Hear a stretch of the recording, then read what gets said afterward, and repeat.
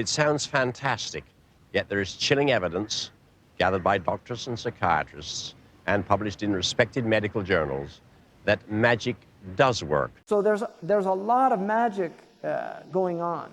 There is a whole world that we can't see that acts on people, a supernatural world. It's acting on us all the time for good and bad. Every society has thought this before ours. It sounds weird, it sounds crazy, but the greatest scientific minds of recent generations, such as Sir Isaac Newton, took magic very, very seriously. In actual fact, magic is the root of all modern science. Hey guys, hope everything is okay with you today. Today we are going to look at various topics related to magic. We will explore stories about magic in sacred scriptures and examine some inexplicable magic tricks. Additionally, we will examine the alleged connection between magic and technology. It has been claimed for a long time that some of the most important inventions of the 21st century are connected to magic. Interestingly, computer boards and circuit symbols are like seals used for summoning demons. If you don't want to miss a video, subscribe and hit the bell. Thanks in advance. Let's look at a magic trick mentioned both in the Old Testament and the Quran that is still used today. Magic is mentioned in all major religious books. The most famous story is that of Moses and the magicians of Pharaoh, which can be found both in the Old Testament and the Quran. The book of Exodus describes how God commissioned Moses to lead the Israelite people out of Egyptian slavery. Moses and his brother Aaron appeared before Pharaoh and demanded the release of the Israelites. To prove their divine authority, Aaron turned a staff into a snake. Pharaoh then summoned his magicians, who did the same. The difference was what Moses did was a miracle. What the magicians did was magic. In the Quran, the story of Moses is also mentioned, but it is written that Moses threw the staff, not Aaron. The magicians familiar with this type of magic immediately recognized that what Moses did was not magic. The Quran recounts that they realized Moses' message was the truth and therefore admitted that the God of Moses and Aaron is the only true God. The trick performed by Pharaoh's magicians is still performed today, or at least something similar.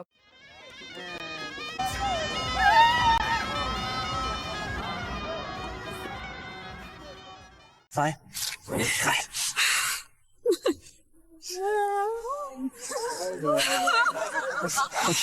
I'll take these out. He certainly would not love it.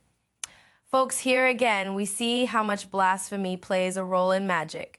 The actor Christopher Lee, who starred in films like 007, Star Wars, and Lord of the Rings, said long ago in an interview that real magic is not possible without blasphemy. The various ceremonies that are carried out by the priest, in this case myself, and the members of his group or coven, are blasphemous ceremonies, totally blasphemous and totally profane. They have to be. That is to say, they must be profane. What was just mentioned might explain what the opening ceremony of the Olympic Games meant. In short, the Olympic Games are a pagan religious festival that was originally held in honor of Zeus. It would not surprise me if the blasphemy of the opening ceremony had something to do with magic. Interestingly, the same tricks are always performed. The most common tricks include levitation, whether it's the whole person floating or just an object. This levitation is also performed by some shamans and Indian yogis. However, they want to sell it as a miracle. There is an interesting recording where a magician visits a monk in a monastery to observe a levitation. Before the performance, the monk emphasized that his abilities have nothing to do with magic. He wants to sell it as self-control or a miracle. In reality, however, the techniques are identical. Your magic is fantastic, but we're not the same the Buddhist meditations. Yes, I understand.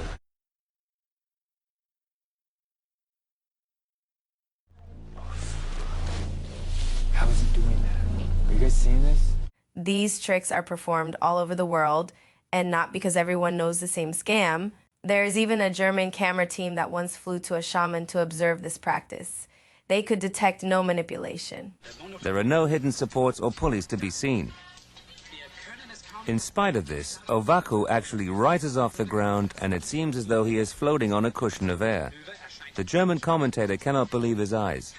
There is no question that this is a trick or an illusion, and he's absolutely convinced that he's witnessing a miraculous event, and that the film is incontrovertible proof that levitation is indeed possible. Not everyone who performs card tricks or makes things float is someone who performs rituals to summon demons. There are people for whom it is all just tricks and photo editing, but there are people, although hard to believe, for whom it is all real black magic.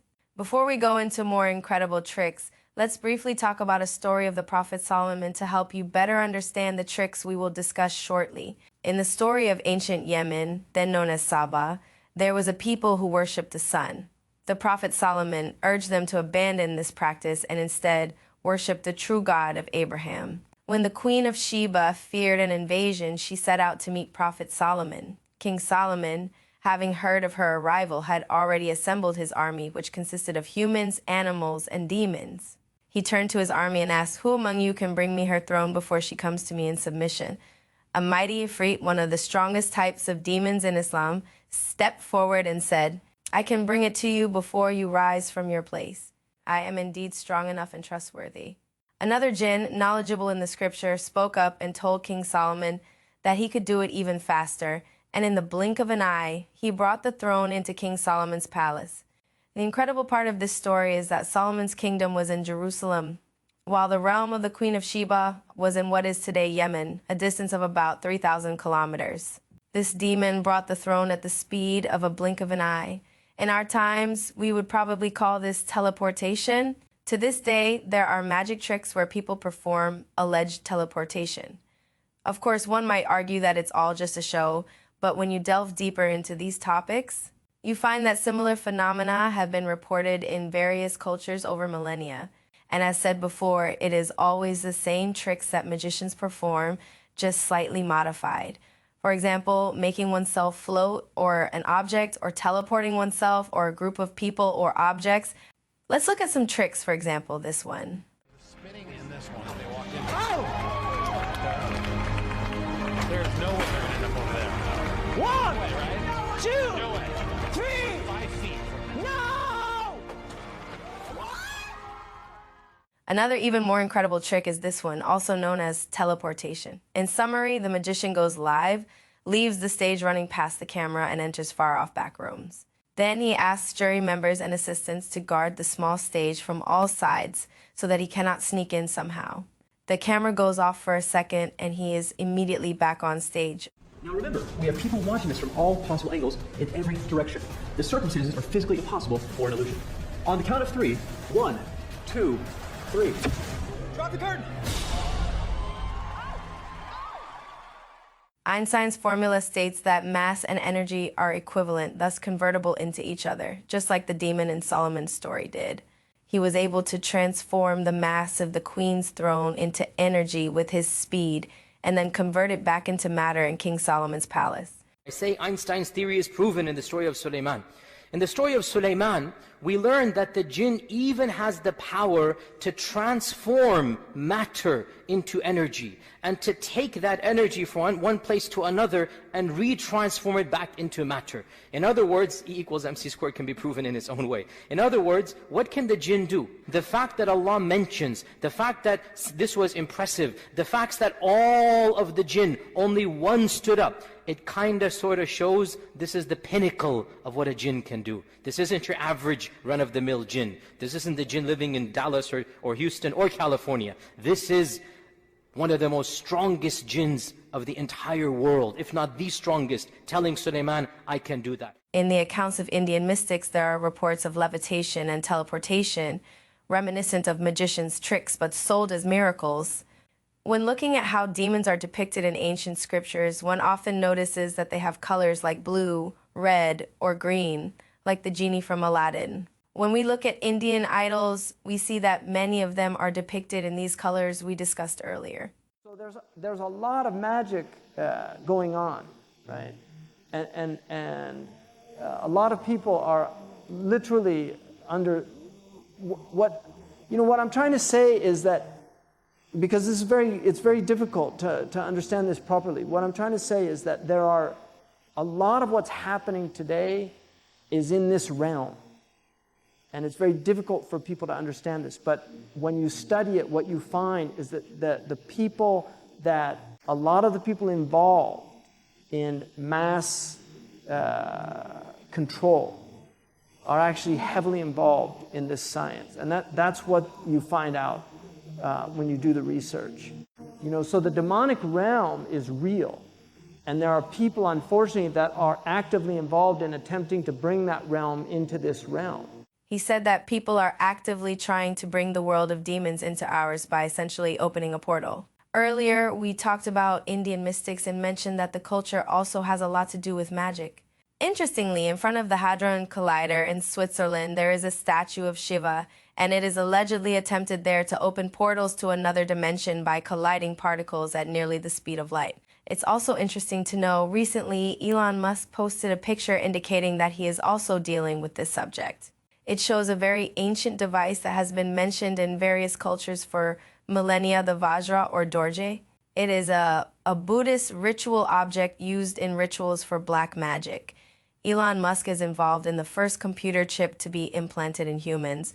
Another interesting coincidence about the connection between magic and technology are the seals that are normally used to summon demons. These are the demon seals. When we look at the circuit symbols for electronic circuits, we see the similarities. The same pattern is also found on some computer motherboards and star constellations. For Elon Musk, Arthur C. Clarke, who was also mentioned earlier in the video, was also a familiar name. This man released a documentary series in which one episode explored the effects of magic with psychiatrists and other doctors, finding that magic works and can even be fatal for some people. For example, a psychiatrist who specialized in these matters autopsied people who were affected after their death. What he could determine is that it appeared as if the body had released all the adrenaline stored in the body in a short time. Adrenaline is responsible for several body processes, but it is released in increased amounts during a panic situation. These demons then ensure that people are literally scared to death.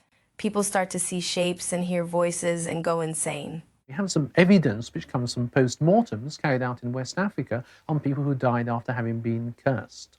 The adrenal glands, which are two little glands near your kidney, produce adrenaline, which is necessary to keep your blood pressure up, a whole lot of other things in your body. Now, you get a surge of adrenaline into your bloodstream at crises, at times when you have to fight, times when you have to run away.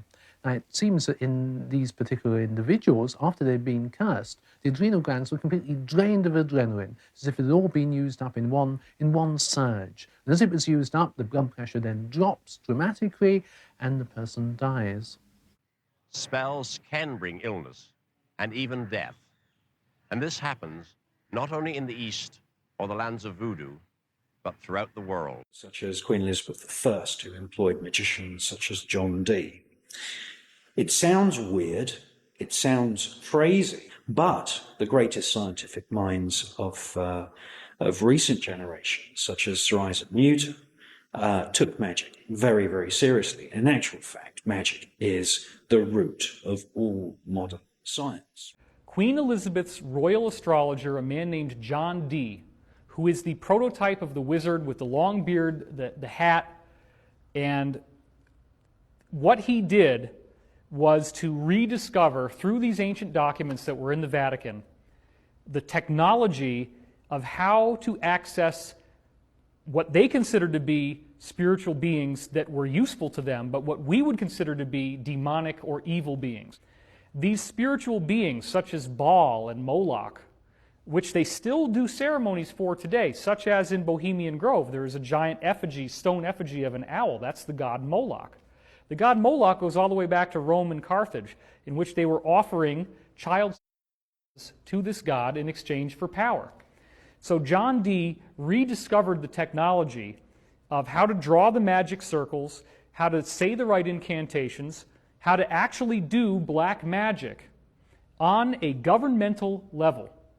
This is what people are going to have so much trouble with once disclosure happens, is that these people actually practice black magic, and they are very, very good at it.